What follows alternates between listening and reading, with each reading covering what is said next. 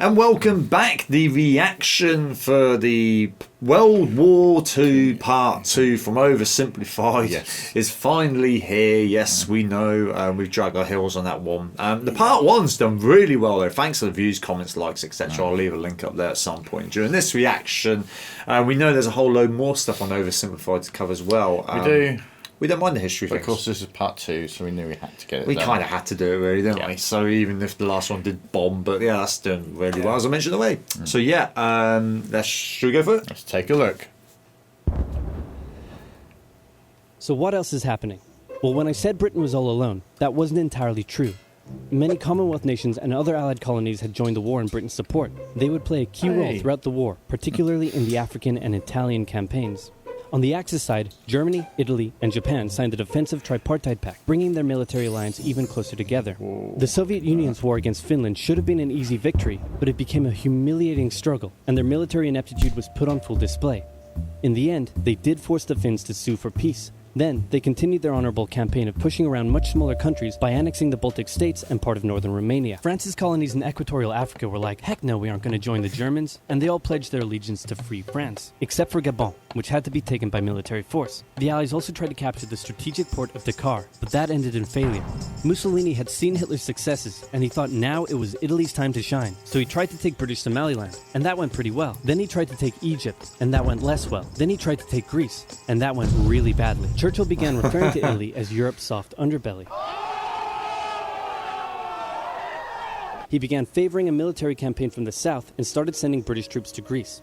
All of this had Hitler pretty concerned, and he moved to protect his southern flank. He had been getting friendly with Hungary and twisted their arm into signing the Tripartite Pact and joining the Axis powers. Romania was also eager to join for protection against the Soviet Union. The Tripartite Pact was designed to prevent any other countries from deciding to join the Allies, specifically Britain's old ally, the pesky United States of America. When war first broke out, American public opinion was strongly against joining in. In 1940, there was an election. The Republican candidate said, "I will not send any young Americans to die in Europe," and sitting President Franklin D. Roosevelt said, "I will also not send any young Americans to die in Europe. Unless I have to. Interesting. Then I might." And Roosevelt won. Churchill asked him to join the war, but Roosevelt said, "No can do, Winston. But you know what? Here, have some weapons." America began supplying the Allies with food and munitions. But there was one problem. German U-boats were sinking thousands of Allied supply ships in the Atlantic, including American ones. If the Germans could sever Britain's supply line, the UK would starve. Throughout the war, the Allies had to come up with better technology to fight the U-boats. Improved radar, aircraft with longer range, better weaponry and convoy tactics. At one point, a man even called a meeting and said, "Pykrete. You take some wood, you take some ice, you put them together, you get pykrete." And then he pulled out a gun and shot some wood and it shattered. And then he shot some pykrete and the bullet ricocheted off it and hit someone else in the conference room. Then they tried to make a pykrete aircraft carrier. Didn't really that idea happen, was did it? scrapped, because that's a really dumb idea. In the end, Alan Turing and his team of codebreakers cracked Germany's Enigma code, and the U-boats gradually became less and less of a threat. Back in Africa, Britain decided to push Italy out of Egypt. Hey, that was pretty easy, so they kept going. Hitler realized he was going to have to finally step in and do something. He went to Bulgaria and Yugoslavia and said, "Hey, I'm going to move troops through you to get to Greece, so either join us or, be invaded." Bulgaria opted to join them. Yugoslavia opted to be invaded. Then Greece finally fell to the joint German-Italian invasion. The British had moved troops from North Africa to fight in Greece, which helped Rommel and his tank divisions push the British back to Egypt. And they could have kept going, but a small, mostly Australian force held out under siege for 8 months in Tobruk, denying the Germans a strategic port city and disrupting their supply line. Despite having some success in the Middle East, the British didn't seem like any real threat for now. Hey, Soviet Union, look out. With 3 million troops, Hitler launched the largest ground invasion in history, and Stalin was far from ready. Both Churchill and Roosevelt had warned him of an impending attack, but he dug his head in the sand, and the Soviets didn't stand a chance. Germany made staggering progress, with huge encircling movements capturing mind-boggling numbers of Russian troops. 250,000 at Bialystok, Minsk, 300,000 at Smolensk, nearly 700,000 at Kiev, and again at Vyazma and Bryansk. Leningrad was put under a siege that would last an insufferable 4 years. The invasion of Russia had been Hitler's main ideological goal from the beginning, and his hatred for the ethnic peoples there was now unleashed in all its fury. The Eastern Front of the Second World War was brutal for all that endured it. The Germans were now inside of Moscow, and that's it. It's all over. But then it happened. It got cold. Stupid cold. Hitler had hoped the Soviets would give up before winter, but they kept fighting. His commanders came to him and said, "Can we please dig in for the winter and wait until spring?" "No, keep going." "But oil is literally freezing inside our vehicles." "That's fine, keep going." "We're having to leave the corpses of our frozen horses by the side of the road so we can still find our way in the snowdrift." Perfectly normal. Keep going. Hitler hadn't given his millions of men winter clothing and supplies because he thought he really should have won by now. Then, Stalin called in troops from the Siberian front, specially trained to fight in the extreme cold, and the Germans were no match. They were now being pushed back. They had no choice but to dig in and wait for winter to end. Germany's victories were staggering, and Japan was eager not to miss the victory bus. Their war in China had come to a standstill, but they wanted to keep expanding their sphere of influence and getting those sweet, sweet raw materials. They began making plans to expand southward, but there was a problem. Southeast Asia was heavily colonized by America and Great Britain. It was also full of ocean. Ocean meant naval combat, and there was no way the Japanese Navy could stand up to the US and the UK. So they thought, wouldn't it be nice if we could destroy their navies before we begin our conquest? And so it was. On December 7th, 1941, the Japanese launched a surprise air raid on the US Pacific Fleet at Pearl Harbor and inflicted a huge amount of damage. They also attacked British colonies in Southeast Asia. Roosevelt had no choice but to declare war on Japan, and so did Churchill. Hitler then declared war on America, even though he totally didn't have to. The attack on Pearl Harbor seemed like a big Japanese victory, but they didn't attack any of the naval repair yards, fuel storage tanks, or the submarine base, meaning the Pacific Fleet would be up and running again pretty soon. In the meantime, though, the Japanese were able to begin their conquest. They took Guam, the Gilbert Islands, Wake Island, Hong Kong, and the Philippines. They forced Thailand to join them so they could march their troops through to Malaya. They swept through Singapore, North Borneo, the East Indies, New Guinea, the Solomons, and they were now threatening northern Australia and the borders of India. Japan's victory had been as staggering as the Germans, and it reinforced the Japanese idea that this was a divine war which they were destined to win. But their victories had been based on speed, not power, and power would eventually catch up with them. For now, though, in all occupied nations, the people suffered.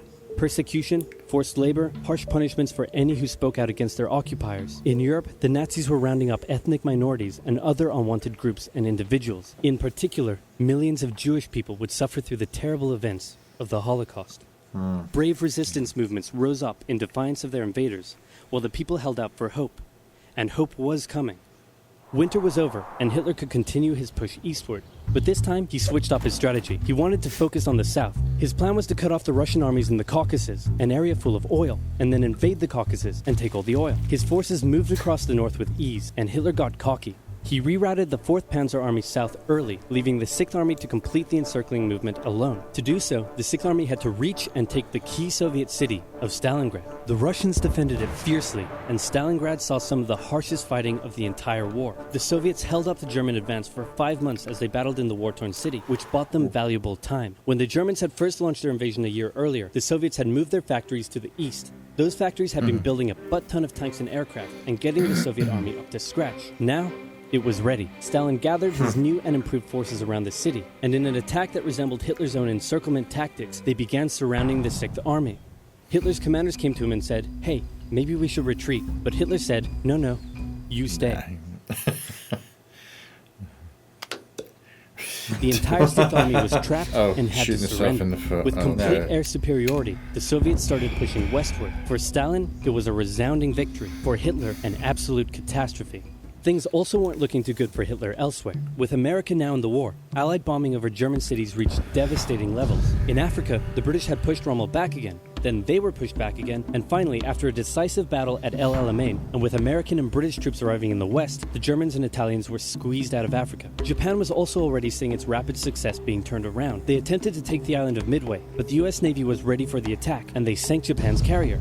Actually, they sank a lot of them. It was a battle from which the Japanese Navy would never recover. British, Indian, and Chinese troops held the line in the harsh jungle terrain of Burma, and the Japanese suffered losses in the Solomon Islands and New Guinea. They began to realize they were not invincible. With the Axis out of Africa, the Allies had to decide their next move. Churchill still wanted to attack from the south, while the Americans preferred a full sea invasion in northern France. "All right," said the Americans, "we'll do it your way." Allied forces successfully landed in Sicily and began moving north. They also carried out bombing raids over Rome. The thing was, many of the people in Sicily had relatives living in America, and they greeted the American troops quite warmly. With the war reaching home territory, most Italians just weren't that into it, and Mussolini was suddenly very unpopular. He was voted out by his own fascist Grand Council and was toppled from power. Italy immediately began negotiations for surrender. Hitler wasn't surprised and had already sent reinforcements southward. In an operation he ironically called Operation Axis, German troops quickly disarmed Italian troops in the north. The Allies continued fighting the Germans up through Italy, but then winter set in, meaning mud, and everything slowed to a halt. "All right," said the Americans, "let's do it our way as well." Germany had made itself a lot of enemies, and millions of Allied troops had been gathering in England as factories worked around the clock producing the war material needed for a super crazy massive the likes of which the world has never seen before invasion of Europe. The Germans knew an Allied invasion would come, but they didn't know where it would land. Thanks to Allied deception tactics, they thought there was a pretty good chance it would come at Calais, but the Allies were really going to land in Normandy because it was less fortified and the beaches were nicer. Under the careful planning of General Dwight D. Eisenhower, the invasion that had been long in the making was just about ready to go. Just one thing was preventing the launch: the British weather. For a short while, everyone sat around waiting for a decent Luck day, was and on our then side. it came. On the night of June 5th, over 1,000 bombers took off and raided coastline defenses, while paratroopers were dropped inland in a bit of a chaotic operation, tasked with sabotaging defenses and capturing key bridges to stop any German reinforcements from reaching the beaches. Early the next morning, the barrage came, as Allied ships fired a huge number of shells at the German fortifications, and then the landings. The Americans at Utah and Omaha, the British at Golden Sword, and the Canadians at Juneau. It was a tremendous struggle with a great loss of life, particularly at Omaha, but the Allied troops captured the beaches and the landings were a success. Then they began their movements inland. They took the port of Cherbourg and the city of Caen. The Americans moved south to capture Brittany. Then, in a massive disaster for the Germans, British and Canadian troops from the north and Americans from the south trapped the German 7th Army in a near wipeout encircling movement. In August, Allied troops landed in the south of France to little resistance. On one beach, all they found was a Frenchman handing out champagne. Paris was liberated and the Germans were pushed out of France as the Allies entered Belgium. In the Far East, the Allies started to push the Japanese out of Burma, as the Americans launched a two-pronged offensive in the Pacific. In the south, General MacArthur led the push to liberate the Philippines, while General Nimitz oversaw the brutal island-hopping campaign. American forces had to make hard-fought landing after hard-fought landing on fiercely defended small islands as they moved steadily towards the Japanese mainland. The Japanese believed that the greatest thing a person could do was to die in battle, and the most dishonorable act was to surrender. As a result, they fought ferociously to the very end, and the closer the Americans got to the mainland, the more ferocious the resistance became. Wasn't very In February pretty. 1945, the Americans captured the island of Iwo Jima, and an intense firebombing campaign of Japan's wooden cities began. The Allies suffered some setbacks trying to liberate the Netherlands, but they were making progress and were now threatening the industrial heartland of Germany. Hitler's health, both mentally and physically, was rapidly deteriorating. Things were looking bad, and he was desperate. He said, "We need to turn this thing around, and I've just the trick. Remember a few years back when we blitzkrieged through the Ardennes and trapped the Allied forces in Belgium? Well, I'm going to do the exact same thing. Again." He gathered his forces and tried to pound them through the Ardennes. He used up the remainder of Germany's strength and resources, and he managed to create quite a nice bulge. He also trapped some American forces in the Belgian town of Bastogne. The Germans sent the trapped Americans a message saying surrender or be annihilated. When it was read out to the commanding officer, he said, "They want to surrender? No, sir, they want us to surrender."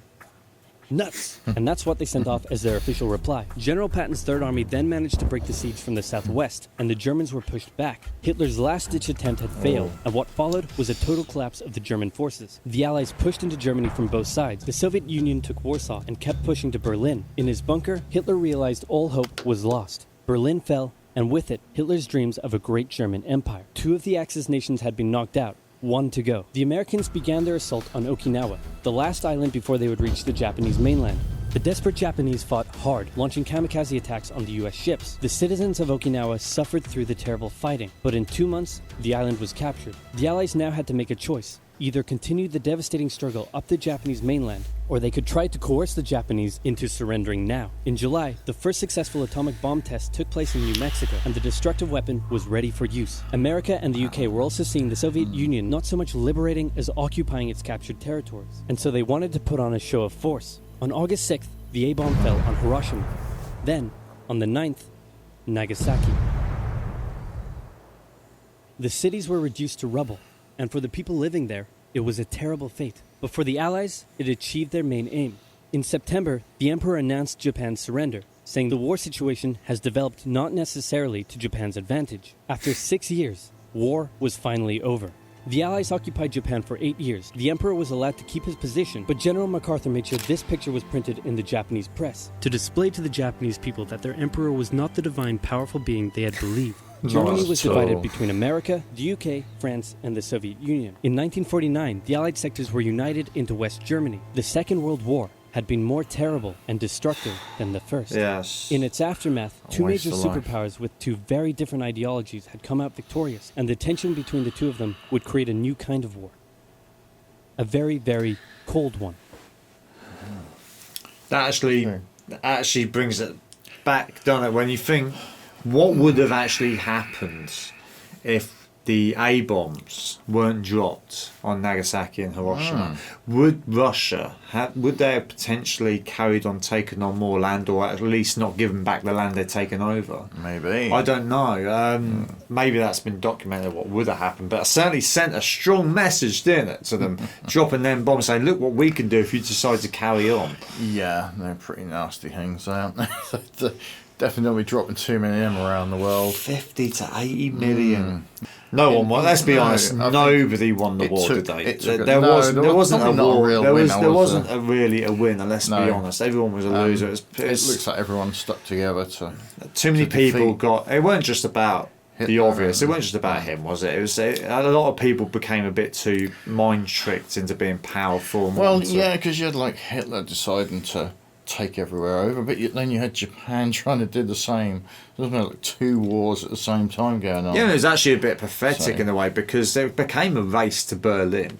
When I watched that episode on Netflix, I never knew that at the time, but once obviously the American and Australian and UK troops had managed to go through into France, and then Russia are now bringing German forces back, it became a race to Berlin.